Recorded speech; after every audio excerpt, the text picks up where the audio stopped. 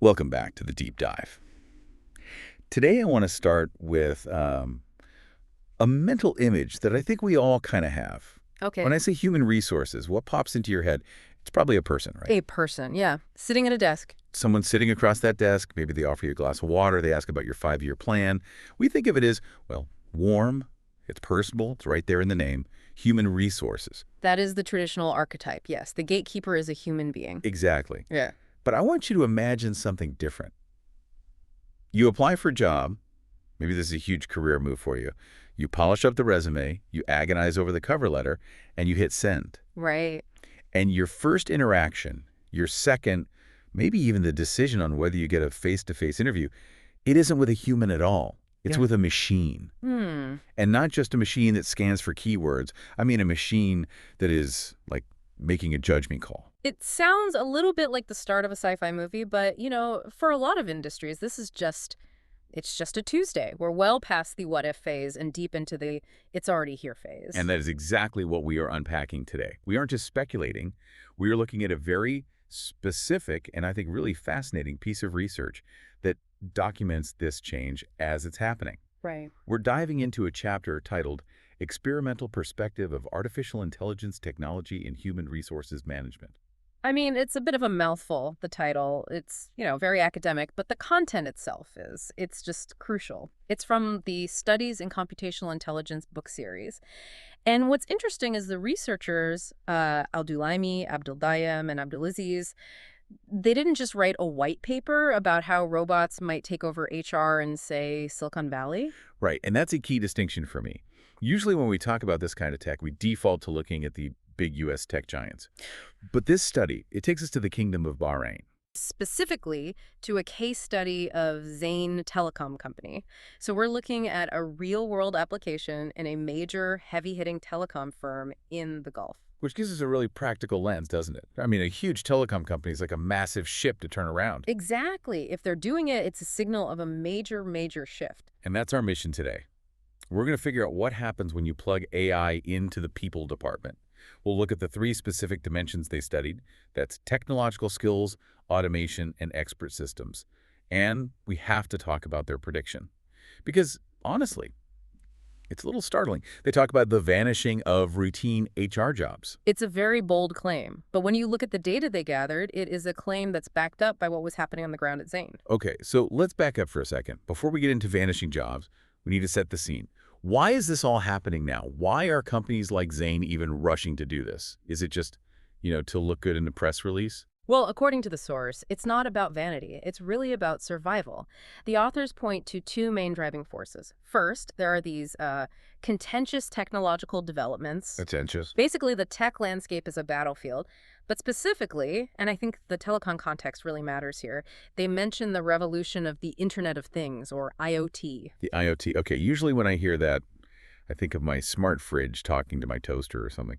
How does the Internet of Things affect human resources? It feels like a leap. It's less about the gadgets themselves and more about the ecosystem of data they create. The IoT creates this massive web of connectivity, and the authors say these developments have been imposed on business. Impose. Yeah, think about it. Your employees are connected, devices are connected, performance metrics are tracked in real time. To create an innovative and competitive business model, you just can't have a manual, analog HR department trying to manage a digital, IoT-enabled workforce. So it's a mismatch of speed. The company's operating at the speed of light, and HR is still operating at the speed of, what, paper filing. Precisely. If you are slow, you're dead. The business environment demands a level of responsiveness that, frankly, unassisted humans just can't provide anymore.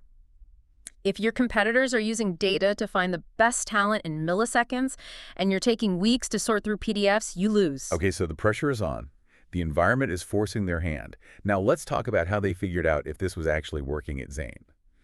The methodology here was really interesting to me because I was expecting spreadsheets.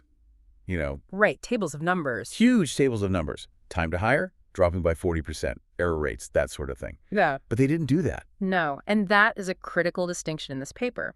They used a qualitative methodology. They didn't measure the clock, they measured the people. They just talked to them. They conducted semi-structured interviews with 25 specialists in human resources management, Right there on the ground. right there on the ground, in HR at Zain Telecom. You know, I feel like a lot of people might just dismiss that. They'd say, oh, that's just 25 opinions. It's subjective. So why interviews instead of the hard data? Because in a field like HR, the opinion of the user is the data, Think about it. You can install $1 million AI system, but if your recruiters hate it, or they don't trust it, or it just confuses them, System's a failure. it fails. It doesn't matter how fast it is. The authors needed to capture that nuance. They had to know, do the recruiters feel like they're being helped or replaced? Do they actually trust the machine's judgment? That's a great point. You can have the fastest car in the world, but if the driver refuses to get in, you're not going anywhere. Exactly. And doing this at a place like Zain, which is described as an entrepreneurial organization, gives us a look at how this plays out in a really forward-thinking environment. Okay, so they sit down with these 25 HR specialists. They're asking questions. Yeah. And they're looking at the impact of 3 specific things. The study calls them dimensions of AI. We should probably break these down. Yes, and the separation is vital. These are the 3 pillars of the study. The first one is technological skills. Which sounds pretty straightforward, but are we talking about the AI skills or the human skills? The human skills. This is all about the capability of the HR team to actually interface with the new tools. It's the human side of the tech. Does your HR manager know how to read the dashboard? Do they get what the algorithm is telling them? So HR isn't just people skills anymore. You can't just be good at empathy. You need to know your way around a data set. It implies a whole new baseline of literacy. You don't have to be a coder, but you have to be tech-enabled, fluent in the tool. Got it. So pillar 1 is the human's ability to use the tool. What's pillar 2? The second dimension is automation. This is the one we're probably most familiar with. It's the shifting of routine tasks from humans to machines, taking the manual labor out of the workflow. The robot doing the filing. Pretty much. Sending rejection emails, scheduling calendar invites, that kind of thing. Yes, in a sense, it's the hands of the operation, just moving data from A to B. But then we get to the third dimension, and this is where things get really interesting. Expert systems. Okay, this one sounds a bit more sci-fi. How is an expert system different from just plain old automation? If automation is the hands, expert systems are the brain. It's software that mimics the decision-making ability of a human expert. It's not just following a script from A to B. It uses logic, a knowledge base. It makes a judgment call that traditionally a human with years of experience would make. So automation is, if I get an email, send a reply. An expert system is more like, read this resume, analyze the experience, compare it to the job description, and decide if this person is actually good. That's the implication, yes. It tries to replicate the reasoning process, the wisdom of the expert, not just the speed of the typist. So they looked at these 3 areas: skills, automation, and expert systems. What was the verdict from the 25 specialists at Zain? Were they worried about Skynet taking over, or did they like it? Oh, it was a huge thumbs up. The study found a high level of effectiveness. The consensus was that these 3 dimensions directly improved the effectiveness of their selection and staffing. They found a positive qualitative role for AI. Positive qualitative role. That is some serious academic language. What does that mean for someone listening on their commute? It means the work got better. Not just faster, though that was part of it, but the quality of the outcome improved. They weren't just hiring people more quickly. They felt they were hiring better people, and they were enjoying the process more. Okay, I want to get into the nitty-gritty of how they enjoyed it more. The study uses some really colorful language for this. There was one phrase that just jumped out at me: burning through redundant undertakings. Yes, it's a very evocative phrase, isn't it? It sounds so intense. Burning through, like a laser beam. But it's accurate. I mean, think about the recruitment funnel, sourcing and screening candidates. For a company like Zain, you might have thousands of applicants for one role. Oh, easy. For a human, sorting those is not just time-consuming, it is soul-crushing. It is the definition of a redundant undertaking. It's a grind. Reading resume after resume, looking for keywords. After the 100th one, your eyes just glaze over. You start making mistakes. Exactly, and that's where the AI shines. The study says AI lets the company assume control over the long run. Instead of the HR team just drowning in this daily flood of resumes, the AI burns through that pile instantly. It finds patterns in seconds that would take a human weeks. So the machine just eats the data. It handles the volume so the humans can focus on the strategy. It frees them from the tyranny of the inbox. There's another analogy in the source that I really liked. It talked about how this advances ability procurement for scouts. Yes, the scout analogy. This is crucial for understanding the shift in mindset. I love that image. It totally changes how you see the HR person. They're not gatekeepers anymore. They are talent scouts. It's the perfect way to visualize it. If you think about a sports scout, historically they had to, drive to every high school game, sit in the bleachers, Eat bad hot dogs. feed bad hot dogs, and just hope they saw a good player.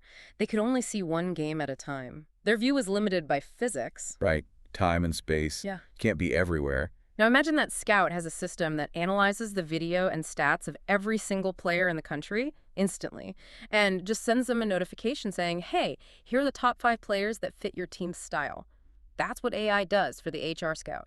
It finds the talent signal in all the noise. So the HR person doesn't have to watch the bad games anymore. They only watch the highlight reel. I get the highlight reel. Precisely. It lets them focus their human attention where it actually matters. It transforms them from a sifter of sand into a finder of gold. But this is where it gets really interesting for me. And maybe a little controversial. Yeah. We always hear that AI is biased, right? The data is bad, so the robot is bad. We hear about algorithms that discriminate. But this study, it seemed to suggest the complete opposite. It did. And this is a critical and yet somewhat surprising finding from Zane. The authors state that AI helps kill human predispositions. Kill human predispositions. That is incredibly strong language. Not reduce, but kill. Very strong. They're talking about unconscious bias, that gut feeling a recruiter might have based on a name, a photo, a university, or just the mood they're in that morning. Maybe they're hungry. Humans are notoriously inconsistent. Right. I hired a guy from this school 10 years ago and he was great, so I like this candidate. Or I hate this font. All that petty stuff that we don't admit influences hiring. Exactly. And the study argues that by removing the human from that initial screen, by letting the expert system apply a consistent set of rules to everyone, you improve the nature of the recruiting cycle. You strip away those random human errors and prejudices. So the machine is the great equalizer here. It doesn't care about your name, it just cares about the data points it was told to value. In the context of this study at Zane, yes. They saw it as a way to objectify the process, to make it purely about qualifications. Now, that implies the algorithms were designed well, but the perception from the specialists was that it was fairer than the human way. That leads to this other term they used, enlarged knowledge. Or sometimes we hear it as augmented knowledge. What does that mean here? This is key. We're not just replacing a human with a calculator. Enlarged knowledge means the AI is synthesizing information from sources a human just couldn't possibly process all at once. It's utilized broadly and progressively. So it's like super wisdom. Think of it as the difference between looking at a paper map and using, say, Google Maps. Okay. The paper map gives you knowledge, here's the road, but the app gives you enlarged knowledge. It knows the traffic, the weather, the road closures, the speed traps, all based on thousands of other drivers. The human has the map, but the AI has the full satellite view. Exactly. The study says this creates better outcomes than the human could achieve alone. You're making decisions with a fully illuminated dashboard instead of just guessing. Okay, so we've got better screening, we have less bias according to this study, and we have this superpowered knowledge. This all sounds great for the company, but I have to ask the uncomfortable question. If I'm working in HR right now and my job is sorting resumes and scheduling calls, should I be worried? We have to be honest about the source's conclusion here. It is stark. They really don't sugarcoat it. Lay it on us. The authors predict that routine, authoritative positions will be supplanted by smart AI innovations. Supplanted. That's Yeah. a very polite way of saying taken over. Replaced. And they go on to say these jobs will slowly vanish. Vanish. Not change, not evolve. Vanish. That's a heavy word. If your job is purely routine, if it's defined by those redundant undertakings we talked about, the study is very clear. The value of that role is dropping to zero. The smart AI is just better at it, it's faster, it doesn't get tired, and as they argue, it's less biased. The business just won't support paying a human to do what a script can do in a millisecond. That's a tough pill to swallow. It sounds like the entire entry-level HR job is disappearing. But I guess the flip side is, if those jobs vanish, where do the people go? And that's the shift in value. The career path isn't dead, it just moved. The value shifts away from doing the administrative tasks and toward managing the expert systems. So you start being the resume sorter and you start being the architect of the sorting system. Precisely. You become the manager of the smart AI innovations. You're the one interpreting that enlarged knowledge. The strategic layer becomes the only layer left for humans. You have to ask the bigger questions. Is the AI finding the right people? Are we feeding it the right data? What do we do with these great people once we find them? So if you're in HR, you need to get really comfortable with those technological skills we mentioned at the very start. That first pillar is basically your life raft. It's not just a life raft. It's the new baseline for the profession. The study implies the very definition of a human resources specialist is fundamentally changing. It's becoming a technocentric role. You have to understand the machine to keep your seat at the table. Wow. It's a lot to process. We went from the pressure of the IoT revolution to Zain Telecom in Bahrain actually making it work, Hmm. to this new reality where routine jobs are just evaporating. It's a complete transformation of the landscape. And remember, for all the scary language about vanishing jobs, the authors saw this as a positive. They saw it as the organization maturing, becoming more effective. It really does highlight that trifecta we talked about. Yeah. Skills, automation, and expert systems. Those aren't just buzzwords. They're the tools that are reshaping the workplace as we speak. And they're the tools that determine who stays relevant. It's a call to action for anyone in the field to upskill, really. So as we wrap this up, I'm just left thinking about that vanishing prediction. It feels so inevitable based on this text. It does. The trajectory is clear. The efficiency gains are just too high to ignore. But I want to leave you, the listener, with one last thought to mull over. The study is very confident. It says routine positions will vanish. It says AI kills bias. It says we're moving toward enlarged knowledge. But here's my question.